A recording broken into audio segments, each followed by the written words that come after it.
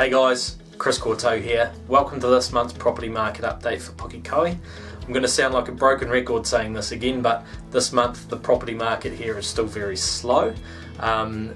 The auction clearance rate, so that's the number of properties which are selling under the hammer at auctions.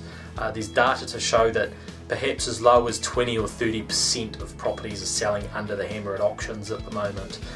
To give you an idea of how low that is, about 18 months ago when we were in this very bullish, very active property market locally, probably 70 to 80% of properties were selling under the hammer.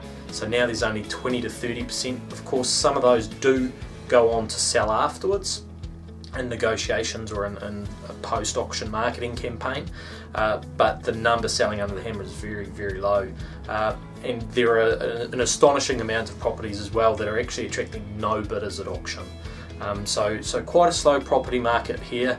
We had over the last month of sales data shows that there were 39 sales here in Pukekohe, which is the lowest number we've seen in a while since the end of last year, beginning of this year. So December, January, February saw similar numbers, and that's again very much probably coming from those LVR rules which were brought in very recently.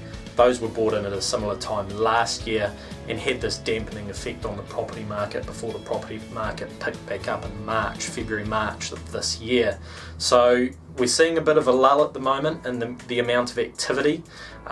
We've seen a large number of properties come on the market, which is fairly typical of this time of year. The spring market generally brings a number of properties onto the market. So last month I was saying that already we'd had quite a few, and we'd gone from sort of having 230, 240 properties on the market in Pukekohe, and that had jumped up to 290. It's come up again and it's sitting at about 310, 320 properties on the market at the moment. The average days on market is sitting at around 35 days, so just over a month at the moment before things are selling. That's been around that levels for the last few months. It was a bit less than that earlier in the year, although this time last year when we were experiencing that slowdown, it was roughly around this sort of length of time, 35, 32 days that you would see properties sitting around on the market for. The median price here in Pukekohe at the moment is $660,000, which I believe is the highest that it's ever been. So it's been sitting at around $650. So it's really just the median property price hasn't changed too much. It's the highest it's ever been, but it's very similar to the levels that it's been floating around at over the last few months. So although the market is slow, the property prices haven't yet been affected too much.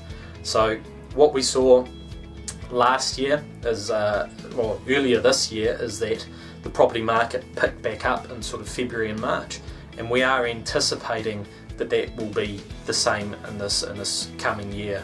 So in 2017 you can anticipate a little bit of a pickup in activity.